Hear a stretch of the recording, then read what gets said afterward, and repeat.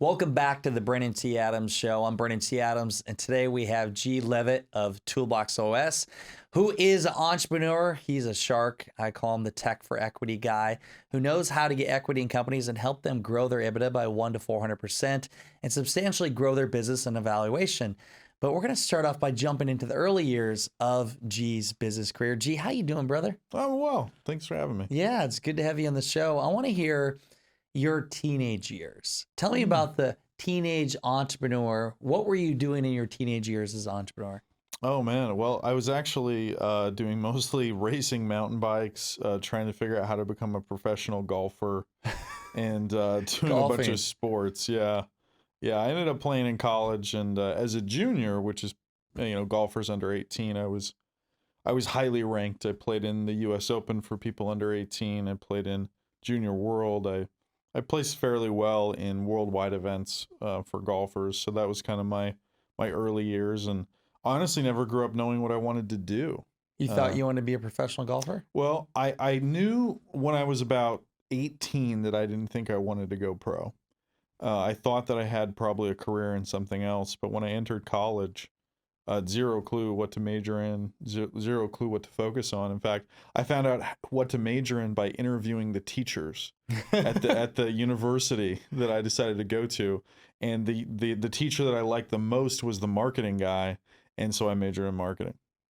So you interviewed the professor and basically based off his responses determined that you wanted to get into marketing. Yeah, I was like, this field seems really interesting, and he was like, well, we don't have a great marketing department, but I recommend, you do maybe like a combo between communication and marketing. Yeah. And I was like, great. And I had started a business about a year after entering. So by the time I was a junior, I already had $1 million business. I had no need to graduate college, but I did anyway. So what was that business you started? It was a marketing agency. Okay. So talk about how you went from literally just your concept, your idea, to your first 100 grand. Sure. Yeah. Well, I guess it's important to note that like I saw where the internet was going and was super addicted to like websites back in the day. And I was one of the first users of Google AdWords. And so I got hired to pioneer the internet department concept inside of Ford dealerships. Yep. So this group of Ford dealerships hired me to come in and try and figure out how to sell cars online.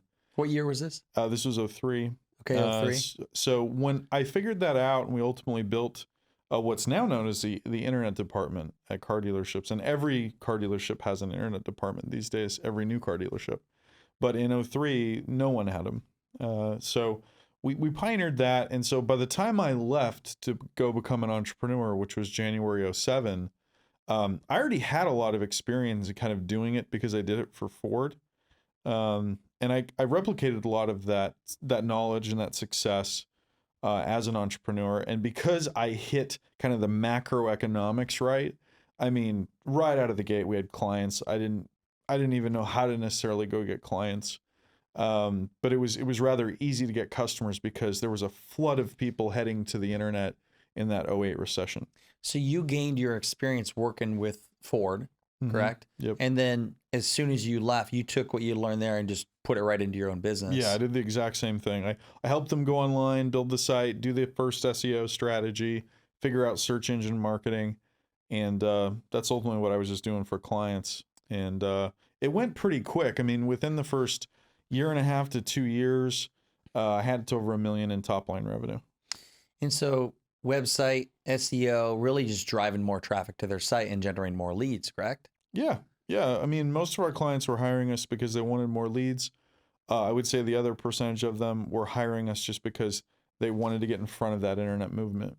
What was, so doing that company, what were the first couple of obstacles you experienced? Because it sounded easy, but like what were the things you experienced in the first million that were tough? For me, it was all about team and hiring. Yeah. It was struggle to get engineers because we were doing mostly web development. So we were getting, software-ish type of requests for projects, and our web dev division was pretty intense. We were pioneering a lot of e-commerce stuff back in the day.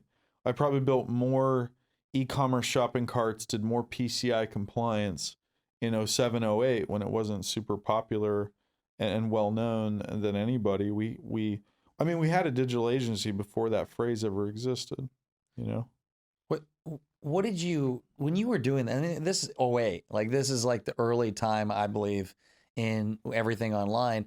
Did you see online going to where it is today? Did you think it was going to become the massive thing that it is today for No, opportunity? definitely not. I mean, I saw it in bits and pieces, I would say. When we joined that movement, we knew that everyone was going to go online. And then we quickly realized everyone was going to go in e-commerce. And so we started building carts. And then in '09, at the end of '09, I discovered SaaS because I saw Salesforce.com and their little kind of, it was like a circle with a line through it that said software, like saying no software, right? And their concept was like no software to download because at the time, we really didn't have SaaS. Yeah. Software as a service wasn't a concept in those early 2000s. So when they pioneered that idea and got it out there, that's when I knew that SaaS would eat the world. And we ended up actually building our first SaaS product at the end of '09 when I saw what they were doing. So I think the only key to my success early on was just the fact that I saw where the macroeconomic climate was heading, where consumer behavior was going, and I was just basically following what I thought the trend was going to be. So when you build the software in '09, what did the software do? Well, it wasn't built for anyone else. It was just built for us. So in the software world, we call that multi-tenant. It wasn't multi-tenant. It was single tenant. It was just, we needed to automate our business. We needed to get the friction out of our business. And our business was very project management heavy. Lots of moving parts. Did this person pay their invoice? Is their retainer up? Have you completed the hours?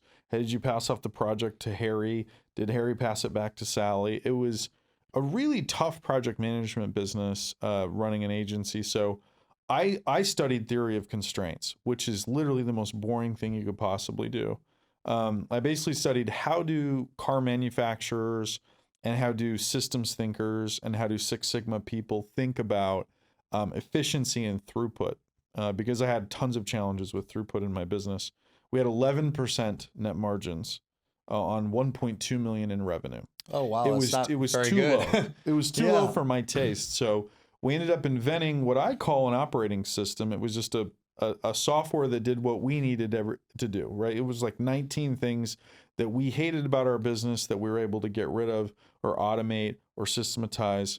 And the friction flew out of the business and we 5x net profit.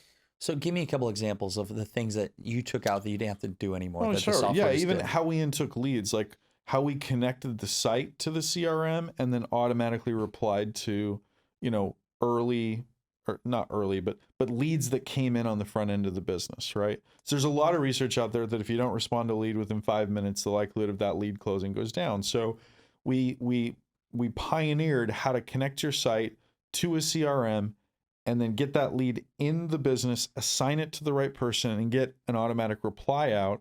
And then we ended up building an entire proposal creation tool.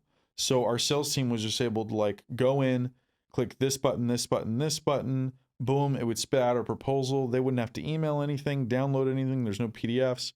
And the system would send the proposal right to the client. The client would click the link, pull it up, e-sign it. It would send it back.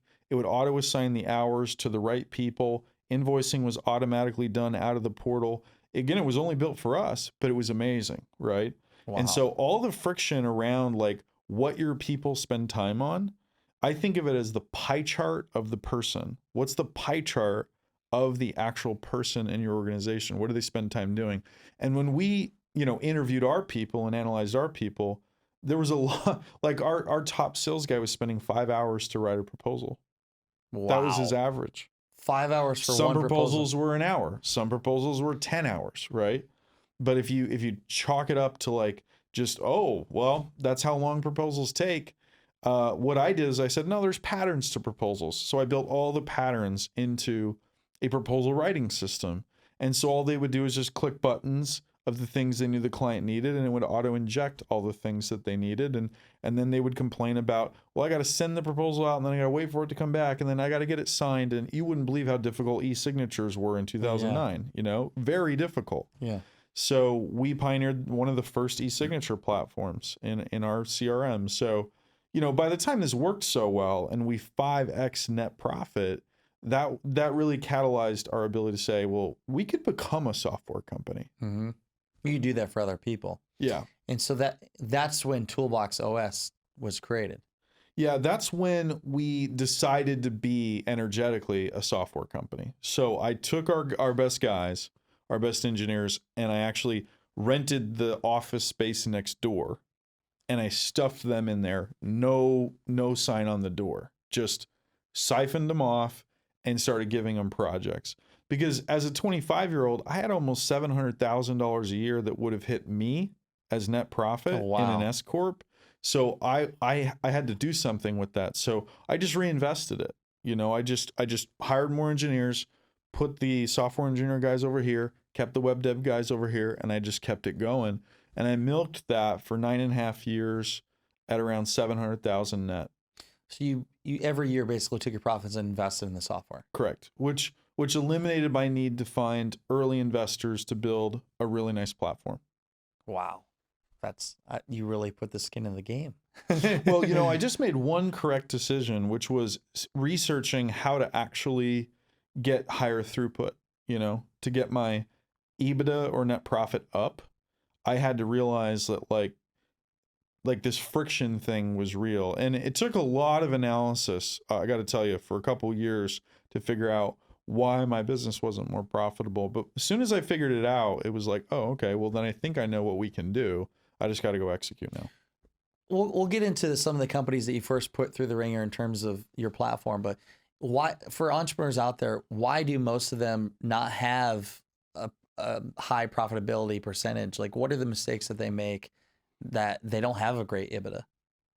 Yeah, it's a really good question. I would say every entrepreneur is cut from a different cloth, right? So I wouldn't say my advice applies to all, but the one thing, the most scientific thing I know to do around EBITDA is to do pie charts on people's time. And I've found that there's really no substitute for it. Nobody does it. Even the people that have good EBITDA-driven businesses, there's still more net profit to be had. Because what happens is if you stare at the pie chart of a person that works in your organization, you inevitably see things that you don't want to pay for. And let me contextualize that. If you pay John, your VP of operations, $200,000 a year, let's say, and you stare at his pie chart and notice that 20% of his time was spent on something you don't think is appropriate, then you've now contextualized 20% of $200,000 as completely wasted. Yeah. Right? So the moment you see that, it changes the way you think about your business and your people and your payroll. And so I call it a people statement. We're familiar with income statements, but I call it a people statement, which is a statement on how your people spend their time. And as soon as you can see that unbelievably clearly, you will see things that you don't agree with. You will see things you don't want to be paying for. And ultimately, you're paying for them in one way or another, right? You're paying for them. So you're basically finding ways to better utilize people's times and maybe getting rid of some of the fat, some of the maybe employees that aren't needed, and they can be better utilized through your software. You know what I mean? Yeah, and it's actually, for me, it's more about like saying, well, if this person's going to work here, I want them using 100% of the time on things that I think are productive. And so what the pie charts do is they inform you what you should be building in terms of systems. Mm-hmm. And when I say systems, you might think, oh, well, just a process or something like that. It could be a project. I ultimately contextualize systems as software, because if you can turn them into software, you get two benefits instead of one, right? So if you build a system or a process for something, you'll get one benefit, which is increase in net profit. The friction in your business will go down. If you turn that system into a software, you get another benefit, because every business that has proprietary software gets a multiple increase. Mm-hmm. They're valued higher, right? So a service business with no software might be worth 5 times EBITDA. A service business with software could be worth 18 times EBITDA. So you really have to think about the incremental benefit that you'd get by not only systematizing something because it's in the pie chart and you hate it, yeah, and you want to get rid of it in your business, but then also turning that into a product or proprietary software or process. There's two benefits there. And what most people forget is that those are exponential, right? So if you 3x EBITDA and 3x your multiple, you 9x your business value, your enterprise value. Yeah. So if your business is worth $5 million today and you 3x EBITDA, now it's worth $15 million. If you're on a $15 million business, if you 3x the multiple, now it's worth $45 million. So it's not 3 times, it's 9 times, right? It's not 6 times, it's 9 times. The math plays with your head a little bit, but the incremental benefit of working on 2 of these levers, the multiple and the EBITDA, is exponential. They multiply each other. So your Toolbox OS is going into these companies and helping them grow their EBITDA and exponentially growing the valuation of their company. Before we go into some of the ones you're doing today, what about your first couple that you worked with? Because obviously the first time going through the system, you probably learned a lot. What were the first couple companies where Toolbox OS came in and implemented your software in their system? What kind of companies were they? Yeah, we designed the system actually for multi-level / multi-location organizations. So our concept initially was, we think SaaS is cool, right? Software as a service is going to eat the world and it's going to be amazing. And it has high multiples and we're going to build an amazing SaaS business. But we felt the only thing that would differentiate us was an ability to service multi-location or multi-level businesses. And when I say multi-level, I don't necessarily mean an MLM. Insurance is the largest multi-level industry in the world. Mm-hmm. Mortgage is also one of those. So what we conceptualized was, could we build a software that helped people manage tons of different organizations under one platform? And that's how we conceptualized what we built. And I think we did a decent job. So when we finally finished it, our concept was, hey, we'll go try this in some franchises. And we took down several clients that were franchises, Mm-hmm. you know, boutique stores and, you know, furniture franchises and, you know, little consulting franchises and things like that. And that was fine. But that eventually led us to insurance, which again is the largest multi-level industry in the world. And we ended up actually in United Healthcare's ecosystem. And United Healthcare is the largest in the world with a $300 billion market cap. And so we got lucky because just a few months into business, we stumbled on maybe one of the largest customers you could ever do business with. Can you explain the process? So let's talk specifically on the insurance business. Talk about from when you have the insurance company, you have Toolbox OS, and to when you guys make the deal and combine your software with them. What is the exact process that takes place with that software that does help them grow their EBITDA, and what's the time frame usually? Yeah, no, it's a really good question because every client uses us for different things. Yeah. So, you know, there's 30 different apps or modules inside of our OS. So, you know, some people are super heavy into the HR stack. Some people are super heavy into the marketing or sales stack. Some people are super heavy into the operations or finance stack. So we try and cover these 5 major areas of a business of marketing, sales, HR, ops, and finance. So because we have 5 or 10 products in all of those categories, it's kind of diverse. I mean, you'd probably liken it more to like a web dev project. Yeah. Where someone would come to you and say, I need a site, you know? And you say, well, great, let's architect what you want, right? What are the pages you want? What do you want it to do? Do you want to be able to like sell things on the side? Yeah. Or, you know, do you want a lot of video? Do you want it to be more textual? Like, how do you want it to be? And I guess we sort of treat it like that because we don't have what's called a point solution. Yeah. Right? Zoom is a point solution, right? It does one thing, it does it well, that's it. That's it. Right? And no one's going to give you equity for Zoom. They'd rather just pay $100 and move on, right? Yeah. And use the product. Because of the breadth, you know, the 30 products or so across all 5 of those categories, we ultimately have to kind of assess, you know, it's an assessment of where would technology serve you best today. Mm-hmm. And I'll tell you, some of our customers, they're not actually leveraging our platform to necessarily increase their EBITDA. Sometimes they're leveraging our platform to go sell a software product to their customer they're adding a software services line to their product line, and we're the back of it, right? Yeah. And so it really kind of comes down to like you zooming out and saying, well, what would really drive revenue? What would really drive EBITDA or net profit? And what would really drive your multiple up? And sometimes the answer is we need to sell a monthly recurring revenue product to our customers, or we need to turn this service we have into a product. Let's talk about so you have all these apps inside the software, and based on what their goal is, they'll pick one. The one that interests me is the sales and marketing to convert more leads. What does that look like for what your software does to bring in more leads, to make it easier, less cost per lead, and closing more people? Yeah, that's a really good one, because that's one of the reasons why, we were able to do business with United Healthcare. Yeah. In fact, we sold them in Q4 of 2019. We sold them about 3 million leads.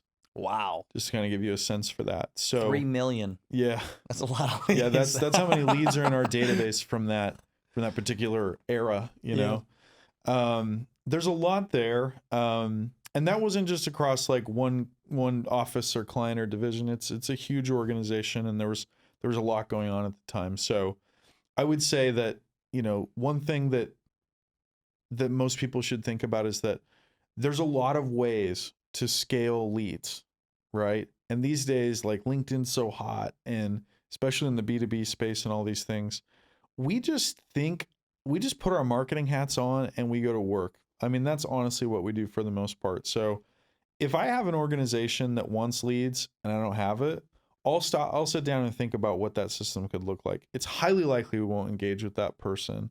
Like, we won't stand up the lead system, because if we're going to do it, we're going to do it really, really well. Yeah. We might not be 3 million leads in a quarter, but That's a lot. we're going to think about it a lot, right? So as an example, what we did for the UHC kind of ecosystem is we ended up architecting a data warehouse, basically, where we could bring in all of the sites from the internet that produced health insurance leads. And so what we ended up doing was we bought all the leads, all the traffic from all of the sites that already produced leads, and we bought them wholesale and stuck them in this warehouse so that we could have a supply. And then we just had clients that met that supply, right? Demand that met that supply. Yeah. And so we didn't actually generate the leads. We partnered with the companies that had the leads, and we outbid others for those leads, and then ultimately had those leads at scale. And we were able to service, the world's largest company in that particular vertical with basically an unlimited source. It's genius. Yeah. And in some instances, we'll generate the leads ourselves, right? Or we'll stand up a software product that makes sense to do that. We're big on data. So we've been buying data since way before it was cool. Yeah. So, I mean, I've done data projects for clients ever since way back at my marketing agency. So our marketing stack is very data oriented, and we have a leads marketplace in a lot of different verticals. I think about 19 verticals. Yeah. We have like full scaled leads that we can just literally turn on in the organization from 1 minute to the next. So this proven system in the software, are some of the companies that come to you, I mean, it's almost like they're pitching you, hey, here's what we want to do, because you're not taking on everybody, correct? Yeah, that's true, because we ultimately are getting married, right? You're going into business. So you're providing a software. That's why I said tech for equity. So basically you're providing tech in return for equity of their company, and then you're growing their EBITDA by 100 to 400%, and which is a win for both parties. What's the process like for them to get to actually work with you? I would say it's pretty difficult. It's pretty easy to get a 10-minute conversation, but I think, we have to see that we're going to probably 2 to 3x revenue, EBITDA, and the valuation multiple. Because if I can 3x all three of those numbers, then I have a 27x conversation, and I know my value is super high. So like everyone who's listening to this, you want to only do business with people that you're going to be of immense value to, and they're going to provide way more value than you charge them for. So if I'm going to end up taking, let's say, 25 or 35% equity in a company, I need to know that I'm going to drive up their enterprise value 10, 20, maybe even 30 times. Yeah. So, I mean, I think anyone listening to this would go, Well, if I have a $10 million business and partnering with somebody like that would make it a $200 million business, no brainer. of course I'd be willing to give up a quarter of the company, right? So that's the conversation that we want to be in. And the only way to verify that is to kind of look at what, do that assessment, right? Look at what our platform could do in your space, in your business. Are some of these companies coming to you because they want to exit in the next 5 years? Absolutely. So they're looking to build a higher valuation of their company and EBITDA so they can be in a good position to sell. Yeah. I would say that's probably the best case for us, only because there's a finite amount of time. We've got to do it quickly. We don't have 10 years to go invent a bunch of software. We need to get there fast, right? Mm-hmm. So I think our value proposition is perfect in some sort of M&A or exit conversation. Totally makes sense. I mean, I'm thinking all the different companies, how this could substantially grow them, and it's just a no-brainer to be able to implement that software. There's so many companies out there that don't have software implemented. They lack software and they lack a system, and there's so much money spent on things that don't need to be spent on, and time. This is the solution to the problem. How many companies do you have right now that are in your system with Toolbox OS?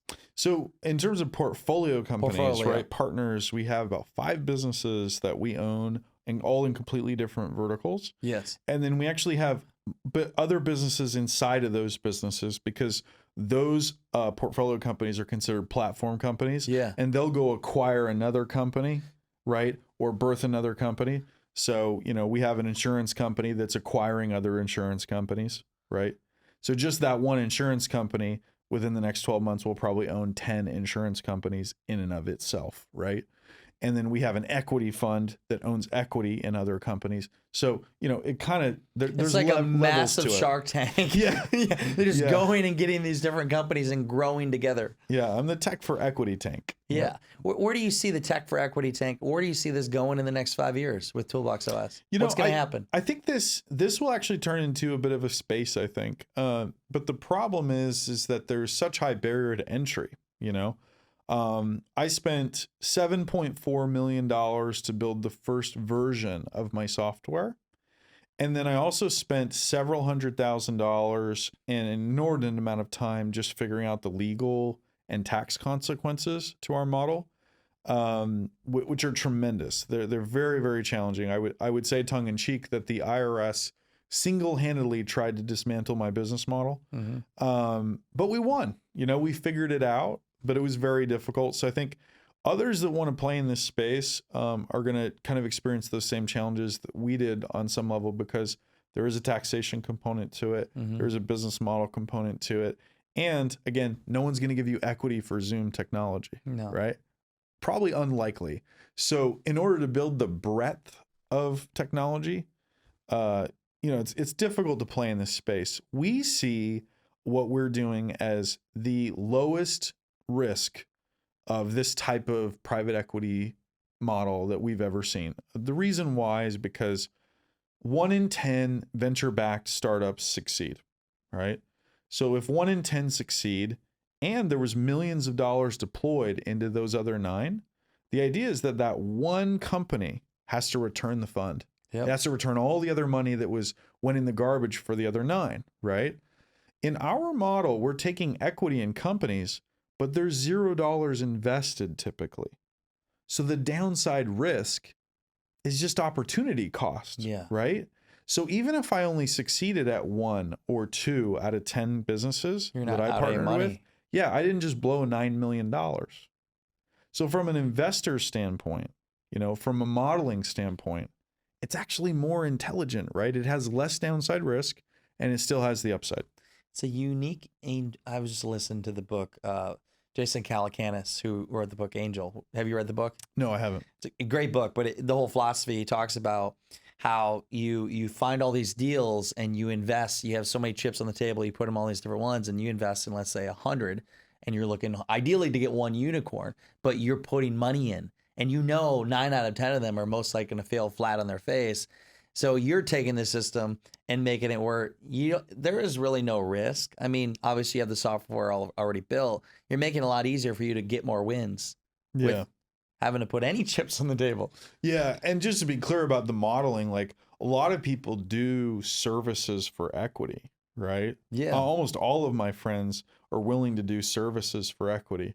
I'll do Yeah. your marketing for equity. I'll do your website for equity. I'll do your software for equity. That's not what we do, right? To your point, we exchange a lifetime access to all of the code we've already written for equity. And that gives anyone a huge head start to build whatever will be impactful for them. What do you see? I mean, we're in an interesting time right now. I mean, I would say the pandemic made it where technology advanced even more, and now it's these systems are being needed. Where do you see in the next 5 to 10 years with technology and how business is going to be run? How are things going to be differently? I mean, and then looking at Toolbox OS, how the system plays into all fields, all areas of business. Yeah, I mean, I've been saying it for a long time. The '08 recession marked the birth of, the proliferation of the internet. And this recession, and I'll call it a recession. Some will argue that this isn't a recession. I think it should be considered a recession by all intents and purposes. We have suicides as high as they've ever been. We have, poverty as high as it's ever been. We have major problems because of this situation. I think that this particular recession marks the birth of AI. This marks the birth of the proliferation of artificial intelligence as we know it. We've been dabbling in AI with Siri and Google Home and Alexa and, some little things here or there. If you drive a Tesla, then you know that the autopilot feature is kind of a cool AI. But that's not what I'm talking about. Those are mostly natural language based AIs. But here, shortly, you're going to see some things that are going to blow your mind. We already have technology that's been birthed and is already operational, where you can connect your brain to the internet. So that's something that, has been birthed over the last 12 months. And I think we've got to realistically wrap our arms around AI is here. It's proliferating really quickly. There's lots of types of it, and it could be used to change any industry. Your industry could be completely changed over the next 24 months by AI, by additional technology. The tough part about AI is that it's not a thing. It's just a word. No one really knows what that means. Is an algorithm AI? Maybe, Yeah. There's certain things that I think most experts would say, well, that's definitely AI, like deep learning or machine learning. But in most consumers' minds, the pedestrian explanation of AI is just like something that a human can't do, or is too difficult for a human to do. So I think we have to be aware that the next decade is going to change all of our businesses, going to change all of our industries. And that really presents what you were saying, which is, how does Toolbox fit into that? The purpose of Toolbox, very simply, if you just picture this in your mind, right? You have the speed at which technology proliferates, the speed of current innovation of technology. Most experts will call this Moore's Law, right? The speed at which technology is moving. It's on this trajectory. The question is, what trajectory is your business innovating on, right? Is that a lower trajectory? Is that a flatter trajectory? What's the gap between the speed of technology and the speed of your business when it comes to technology? And that gap is what you have to attack, right? The only reason why Toolbox is valuable is because we fill that gap immediately. If people don't get into that gap or technology, they're not going to have a business. I mean, Ray Kurzweil talks about I don't know the term, 2029 are, what is it? Exponential, where technologies emerge and it becomes so crazy. It gets to the point where the human and the robot's able to make the same decisions and abilities as a human. Yep. And so it gets to the point where, let's say we have robots, or our cars are already driving themselves. Yep. But the part that I would love to just kind of, I'm curious about to hear your perspective is, we talk about plugging to our brain. So we have this thing called a phone, right? And it'll get to the point eventually where we can plug into our cortex, where we can actually think, and then our thoughts can do what we want, whether it's, let's say, calling this person or doing whatever it is. What's your perspective on that technology, on being able to connect the internet to our brain and how our thoughts can literally do whatever we think it is? How do you see that taking place? And how do you see that in the benefit of human advancement and technology? in business. Yeah, I frankly see it as the scariest part of technology advancement. What drives me probably most crazy is the concept that most Main Street businesses are still trying to figure out whether they should put software in their business or whether they should build software. And yet, Elon Musk is over here connecting the space to the cloud, to the internet, to your brain. Mm-hmm. And so, I've been talking about this for years, and I've also heard Elon talk about it, but the technology landscape is this topographical map of everything is super flat, and then there's these big, tall buildings, right? And when you've got these huge buildings and everything else is flat, this is analogous to those tall buildings are Google, Amazon, Elon, these types of companies. And then the flat topography is everybody else. It's the articulation of like, this is how fast technology actually moves, and this is how fast you move, right? And if there's that huge gap for much longer, yeah, you're going to see a lot of disintermediation. You're going to see a lot of businesses go out of business. You're going to see a lot of industries change. And that has major ramifications for the economy, I think for the positive mostly.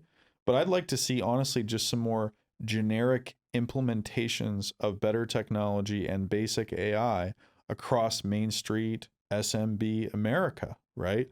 The brain people are going to do what they do. I think it's dangerous. I think that we have to be careful with it. But it is quite scary when you think about somebody can hack the brain from your software. Partially too, because cybersecurity is a big deal, right? So, I mean, there's just so many challenges with this.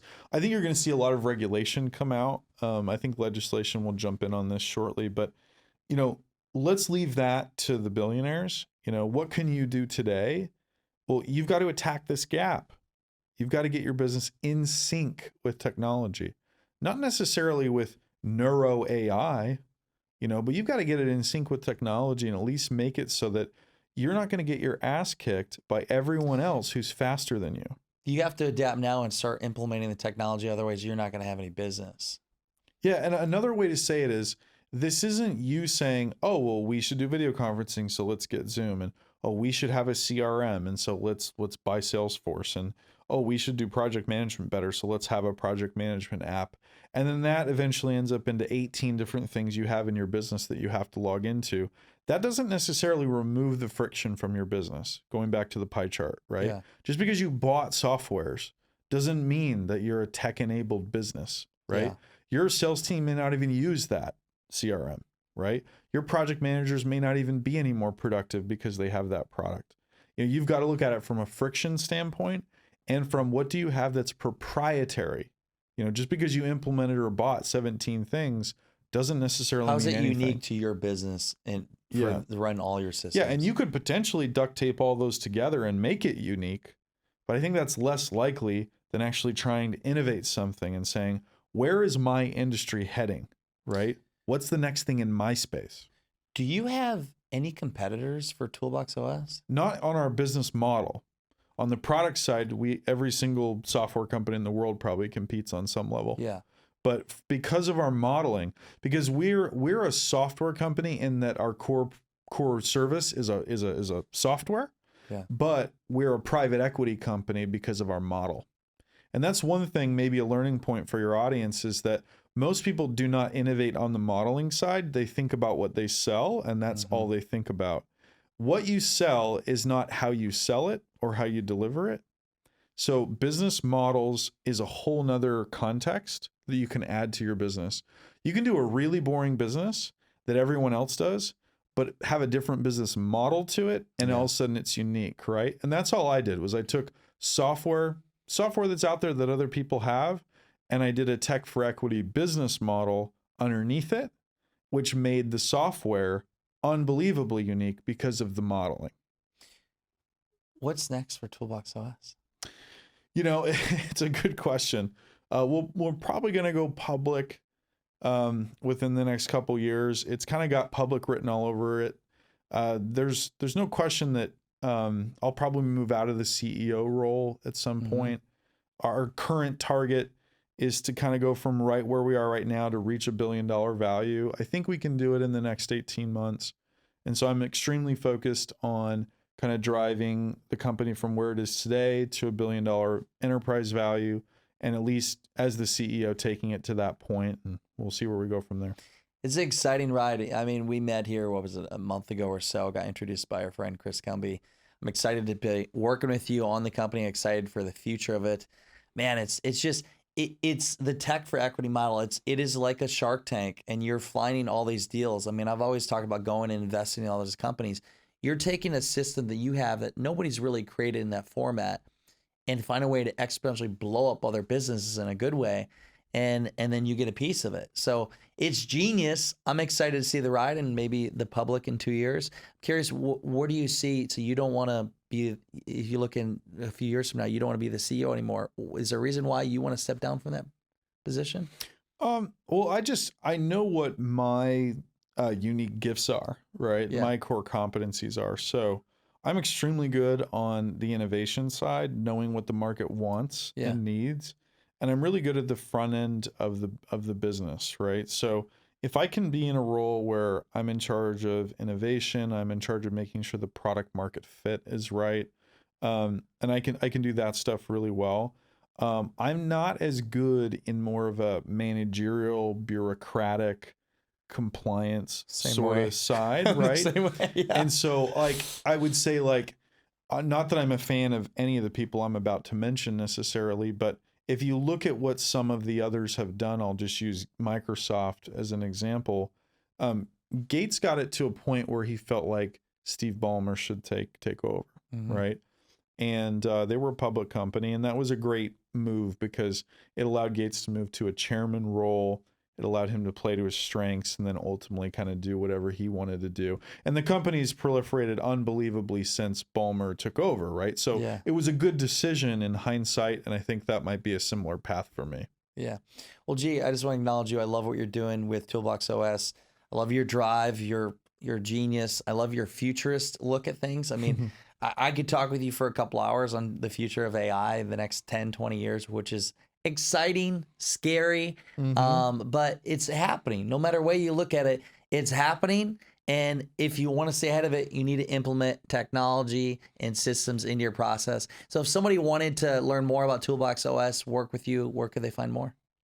Yeah, I mean, they could always look up Toolbox OS. They can also go to my personal site, gaydonleavitt.com, GAYDONLEAVITT.com, and jump on my YouTube page or whatever and just see what I talk about and kind of see what we're up to. I mean, if you watch 10 or 20 videos, you'll have a pretty good sense of what it's about. Good stuff. Yeah, you'll get some pointers whether you want to reach out or not. You might not be able to sleep at night too. You'll be like, oh my God, this is what's next. Yeah, and just for your audience, like if someone's pretty serious that after they watch videos and things like that it's worth their time, they can always just kind of go to my calendar and book 10 minutes, which is just timewithg.com, and you can just book a little bit of time and chat, and if there's something, then we'll pursue it. Well, thank you so much for coming on the show.